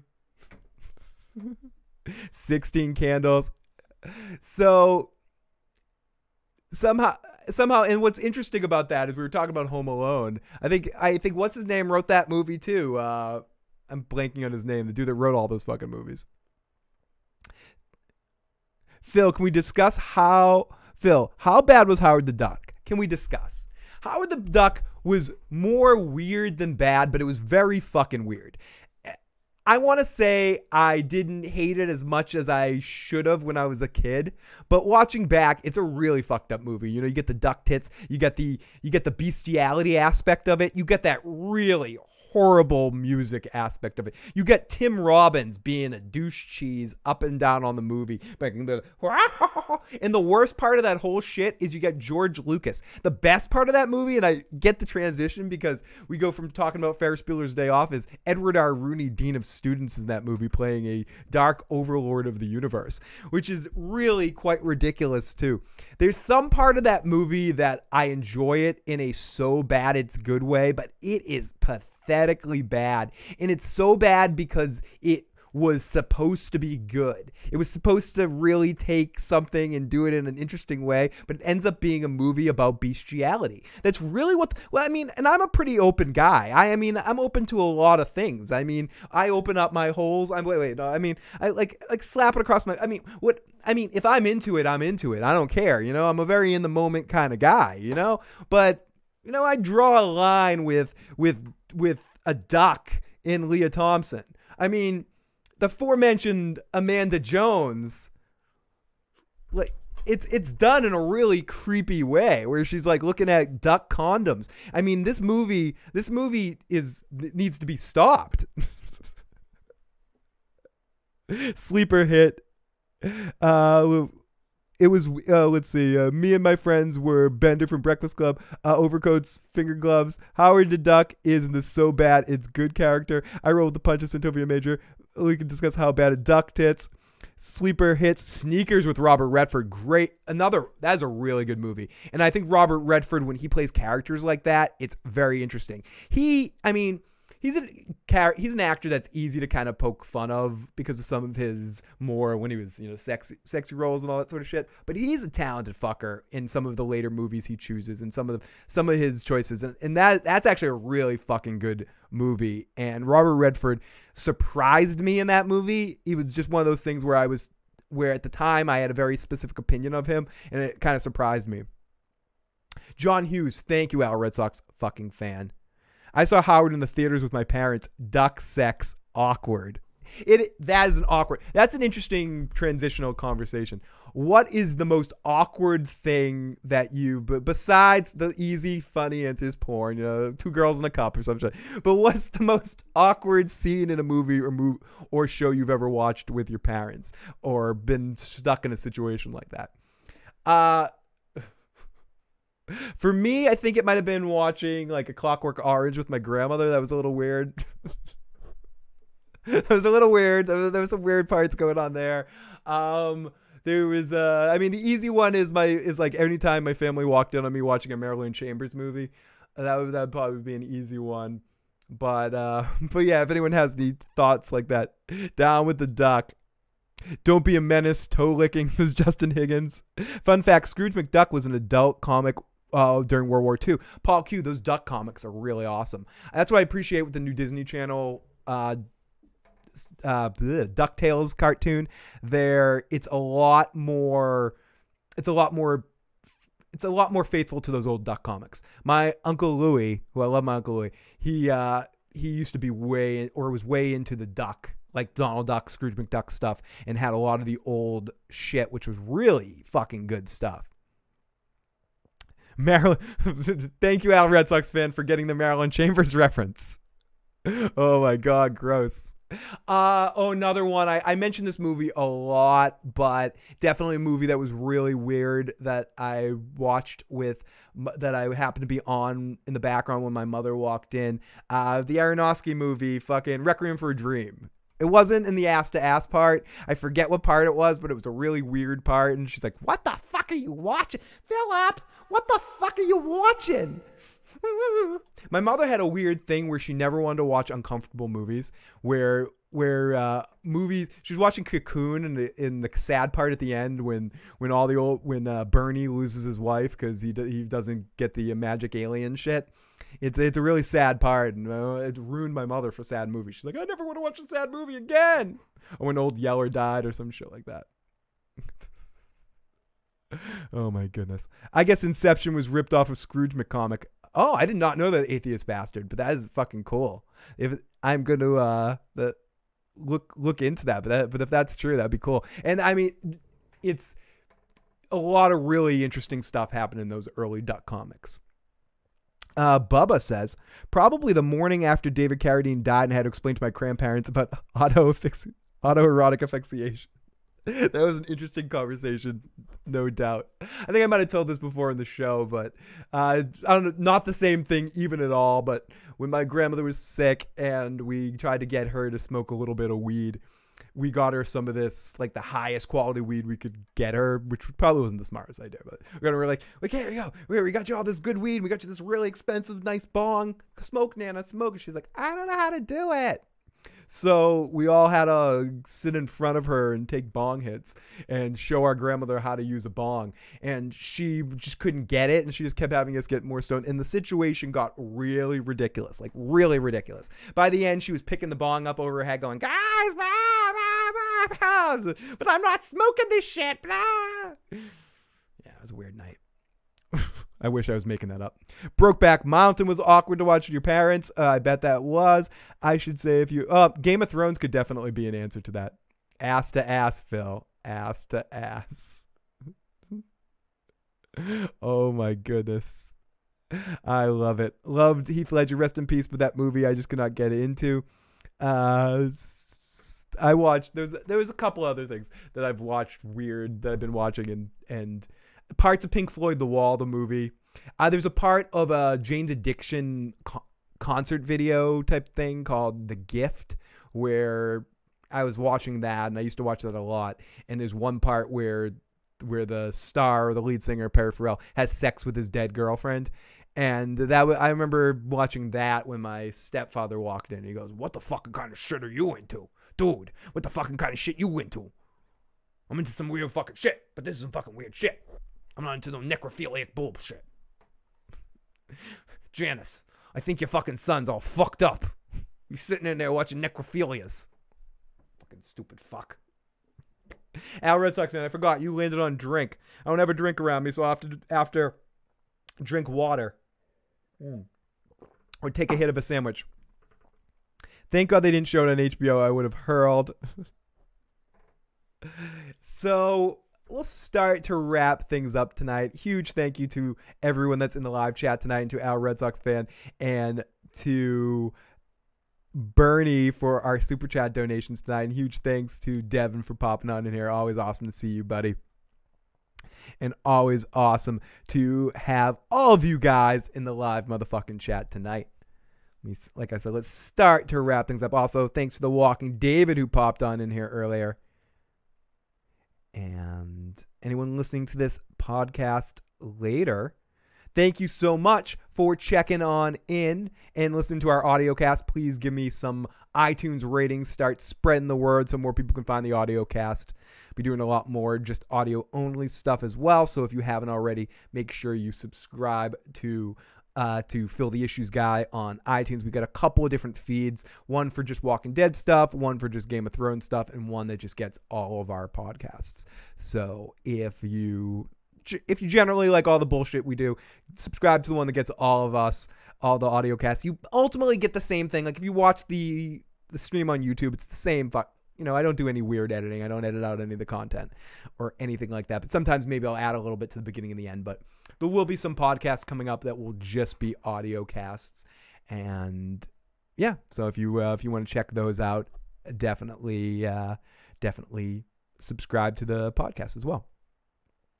So take a few more comments, and then I'll say goodnight as people are saying have a good one. You know me. I'm trying to say goodbye, but I'm starting to say goodbye. I'm gently starting to make my rounds. If I'm at a party or something or at a bar, I say I'm one of those 15 goodbyers. I can't do it. I'm like goodbye, but I don't really want to leave, so I'm like hanging out like, hey guys. Yup. Also want to say one more huge thanks to Hannibal O'Neill if he happens to watch this at one point in time. Whoa, my eye did something weird. Huge thanks to Hannibal for coming out to see my rock and roll show live and getting to meet Hannibal O'Neill live and in person. Holy shit, we got Bubba Husky with another super chat donation. You guys are amazing here tonight. One more spin of the motherfucking wheel for Bubba Husky. You're amazing, buddy. Take a good long while shutting down. I will. It's going to be a long shutdown here.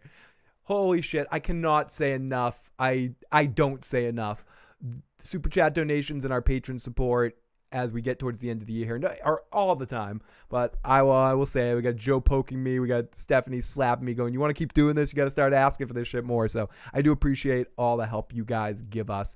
And to people like Devin, who was in here earlier, and Carmine, who pops in all the time, that actively want to be out there helping our channel because they have huge audiences, and the people that they spread the word and help us out.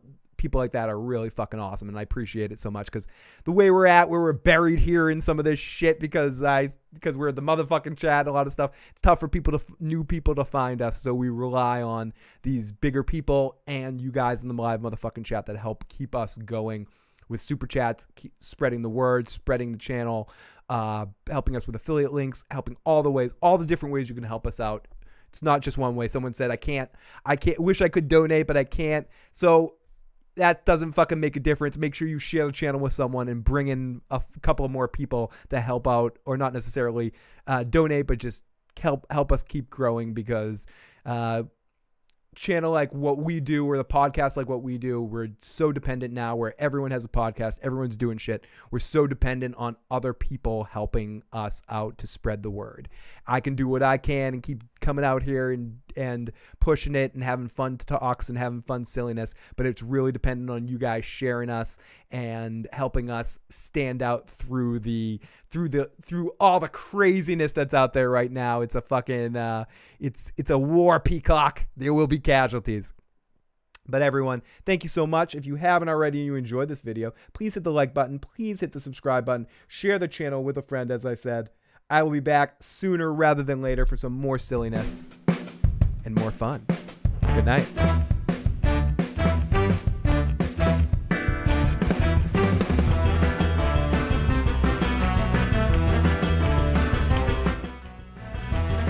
Oh, atheist bastard, you're fucking sexy. Thank you. At my old job, I used to watch security cam at the bar at my boss's office, dragged out a bouncer once in the office, fucked him on the floor, and I watched him standing next to him. That's awkward as shit. Have a good one. Tell 6 friends. Tell 6 friends. Phil is a sexy hippie. Oh, thank you, Santovia. Winter is coming. Oops, wrong show.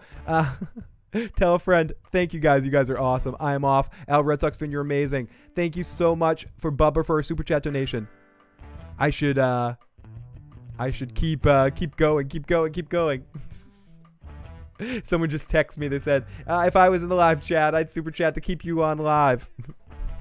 Hey, I would always, if we continuously got super chat donations, I would be on for 24 hours straight. I would go on until I passed out. Area code 201. It's true. I would do that. Area code 201. Okay, no. You can also, yeah, that way is fine too. We got Venmo and PayPal as well, so you can find that in the description box. Area code 2101's cracking me up in the text. I can't even read this shit. X Sword Stone, you didn't miss shit. I'm still here to say hi to you. Not leaving yet. Bernie, thank you, Bernie. You compliment me, Bernie. I appreciate it. You're wonderful. Oh shit! One more time. One more cycle. I gotta light a sandwich. Say goodbye 10 more times.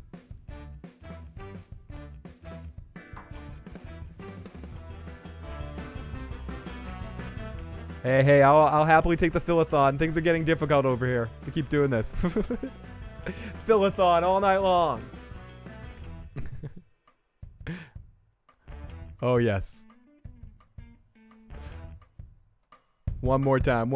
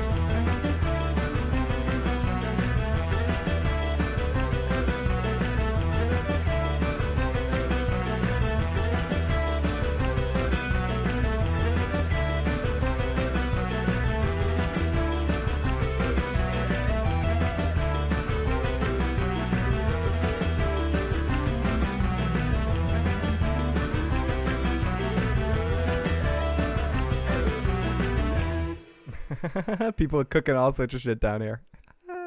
Cooking meth. Oh shit, we do have Joe Dirty Lux.